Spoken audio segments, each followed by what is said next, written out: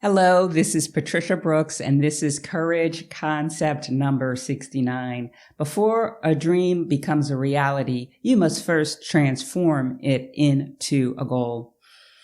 I have been reflecting on my upcoming 3-year anniversary of my move to France. And I've been thinking about how much sooner I could have moved here and made this dream a reality had I moved from the dreaming phase to the goal phase. Now, what I mean by that is for years, I wanted to move to France and I dreamed about it, but I had not written down the goal. I had not set a date. I had not created an action plan. I just daydreamed about it. And there were some things that held me back from actually doing those things and making it a goal. The first thing was that I was fueled by this dream of moving abroad. I was working a job I was miserable at. My personal life wasn't that great. And so the idea that one day I would live in France really helped me get by day to day. The second thing that caused me to not write down and make a goal of my dream was that I lacked the faith in myself to be able to pull it off, especially in my 50s. I always believed that, people who move abroad, they're young, they're right out of college, they're doing a gap year. And here I was 30 years older than some of the people that I believed did this sort of thing. So I didn't have that faith. The other thing that caused me to not make my dream a goal sooner was my gremlin, that small voice in my head that says, you're not good enough. That thing that shows me where I lack confidence. And not only the lack of confidence, but the lack of belief that I deserve to live my dream. And so those things were at play in my life and caused me to just dream about living in the south of France rather than setting a goal and executing on that goal so that I could achieve it sooner.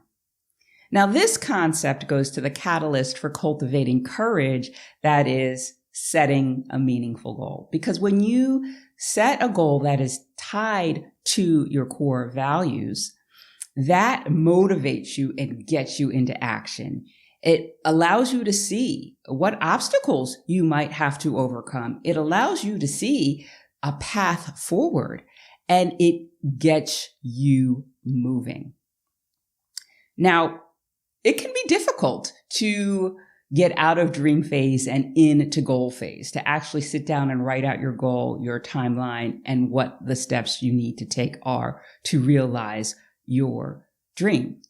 But that's the way to realize your dream. So to help you to get out of dream phase and into the reality of living your dream, there's some questions you can ask yourself. And I'd like for you to write these answers down to these questions. The first one is, what dream are you not realizing because you are still in the dream phase and haven't written down a goal? The second question is, what holds you back from moving from that dream phase into goal phase?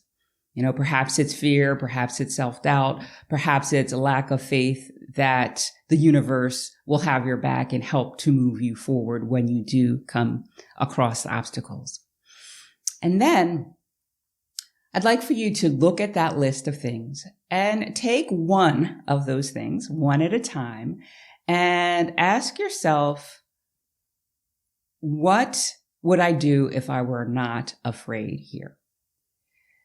And write that down. What would I do if I believed the 180-degree opposite? And write what you would do down. And one by one, tackle these objections to making your dream a goal. And then write down your goal, set a time frame to achieve that goal, and write out the big action steps that would need to be accomplished in order for you to live your dream. And so once you do that, you have moved from the dream phase into the goal phase, which will get you into action and living your dream.